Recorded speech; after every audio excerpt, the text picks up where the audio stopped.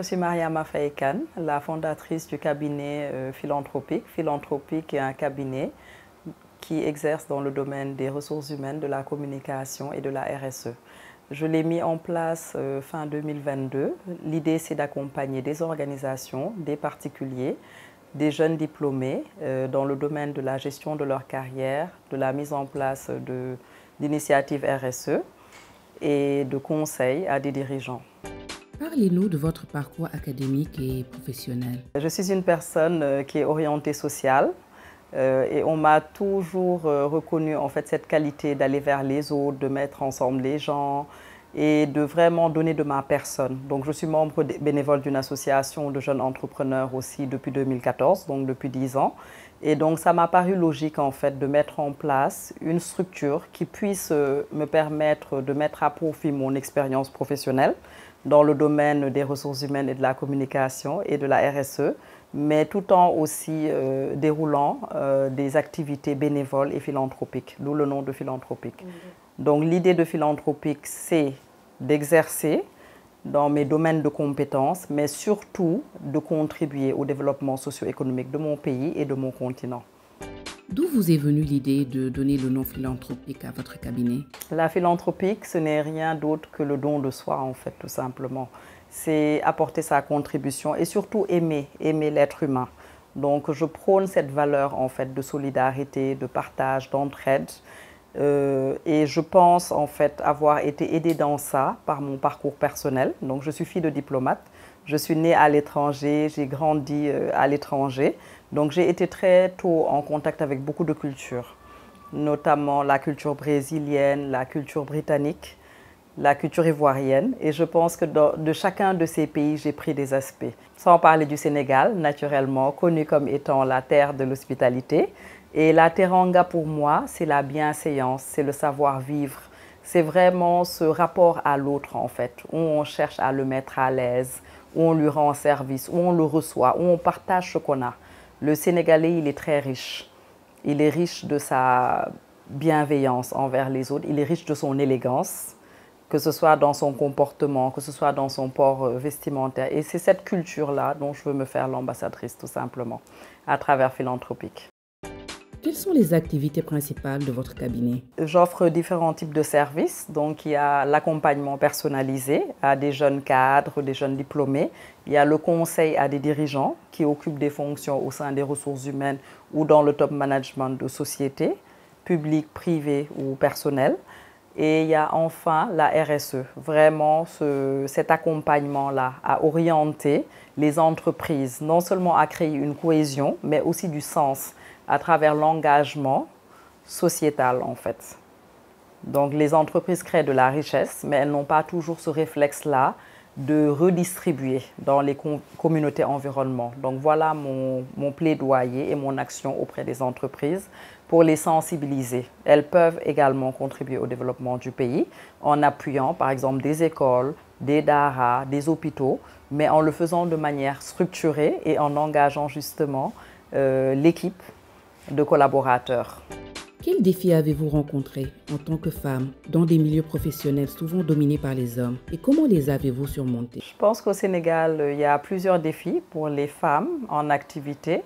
Il y a le défi en fait de l'apparence parce qu'au Sénégal, c'est l'un des rares pays où on juge beaucoup les gens sur l'apparence, où on peut dire à une femme qu'elle doit se voiler ou qu'elle devrait ne pas se voiler, ce qui me paraît justement un peu indélicat, on va dire, et où aussi on a très peu de femmes dans des comités directeurs, on a très peu de femmes dans l'espace politique.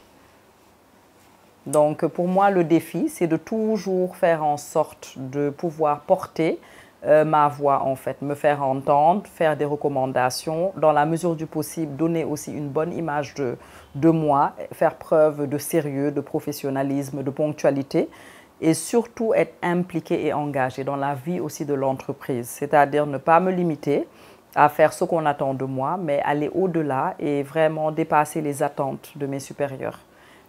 Quels sont selon vous les principaux enjeux auxquels les organisations font face aujourd'hui en termes de gestion du capital humain et de communication interne? Ce qui se passe dans beaucoup de sociétés, c'est qu'il y a un turnover très élevé. Il y a des démissions ou alors il y a des personnes qui ne démissionnent pas mais qui ne produisent pas. C'est-à-dire qu'elles se contentent de venir au travail, s'installent confortablement, mènent d'autres activités, parfois personnelles, ou sinon vraiment elles ne font pas preuve de proactivité. Donc elles ne sont pas très performantes, pas très productives et pas très engagées non plus. C'est-à-dire qu'elles ne s'intéressent à rien.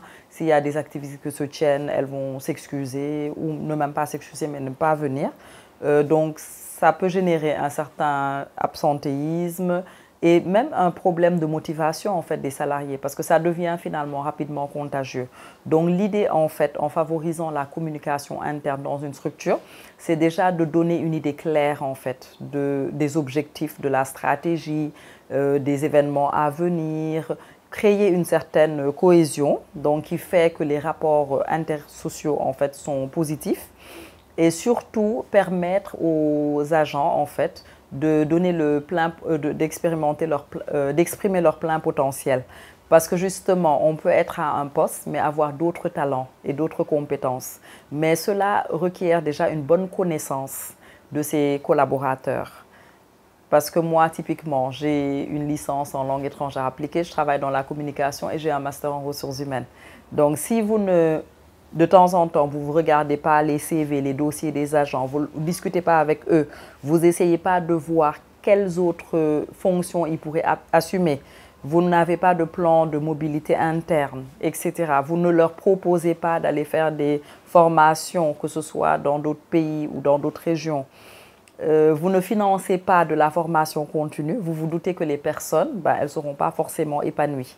Et si elles ne sont pas épanouies, c'est contre-productif pour la structure. Vous ne capitalisez pas en fait. Vous payez des salaires, mais du jour au lendemain, vous allez perdre tout cet investissement-là. Quelle stratégie avez-vous mise en place pour favoriser l'engagement et la motivation des employés au sein des organisations que vous avez accompagnées? En fait, ça passe en fait par déjà un état des lieux en fait. De la situation des ressources humaines, en fait, déjà déterminer s'il y a bel et bien une politique des ressources humaines, discuter en fait avec les différents membres en fait de l'équipe dirigeante pour voir quels sont selon eux les problèmes et quelles seraient selon eux des pistes de solutions. Essayer de discuter aussi avec certains collaborateurs. On ne peut pas tous les rencontrer forcément, mais déjà avoir une idée de eux aussi, quel est leur mot par rapport à la manière dont ils sont gérés, parce que en fait les ressources humaines c'est du management en fait. Maintenant savoir est-ce que eux ils sont satisfaits, quelles sont leurs doléances, comment ils aimeraient être traités, comment ils aimeraient être informés de ce qui se passe, etc. Mais l'idée c'est vraiment de toujours suggérer en fait de moderniser la communication interne. Maintenant il y a beaucoup d'outils, il y a les réseaux sociaux. Il y a des réseaux sociaux internes qu'on peut créer, comme des groupes WhatsApp. Il y a des pages, on peut créer des amicales, etc. Donc, on peut tenir des team building, on peut faire des sorties pédagogiques, on peut mener justement des actions RSE. Et pour les actions RSE, comme je l'ai dit, elles ne doivent pas être juste ponctuelles. Il faut déjà qu'il y ait des réunions pour se concerter, choisir quel est le projet, travailler dessus, organiser des challenges, organiser des marches et chercher à dynamiser en fait juste les relations en fait. Et surtout, promouvoir la marque entreprise. Parce que si une structure en fait de la place décide de s'engager dans la promotion d'Octobre Rose, c'est la marque en fait qu'elle est en train de vendre et elle montre que cette boîte-là ne fait pas juste des affaires, mais qu'elle s'implique aussi aux côtés de ses collaborateurs, mais également aux côtés de ses clients pour la santé, pour le bien-être. Donc c'est toujours positif en fait en termes d'image et donc de communication institutionnelle. Comment voyez-vous l'avenir de la communication interne et de la gestion du capital humain, notamment à la lumière des évolutions technologiques et sociétales? Je pense que c'est vraiment un levier très important de performance, les ressources humaines et notamment la communication interne. Parce qu'on voit qu'avec les nouvelles générations, le salaire n'est pas forcément la motivation principale même. Et on voit aussi qu'ils ont tendance à quitter très rapidement un emploi. Donc, ce qui est important en fait, c'est de pouvoir bien personnaliser la relation avec les agents, bien les mettre en valeur, bien exploiter leurs différents talents et surtout en fait avoir des processus qui sont transparents et équitables. Parce que ça aussi, ça génère beaucoup de frustration lorsque ce n'est pas présent. Lorsqu'on a le sentiment qu'on ne sait pas pour quelles raisons certains sont promus, d'autres pas, etc.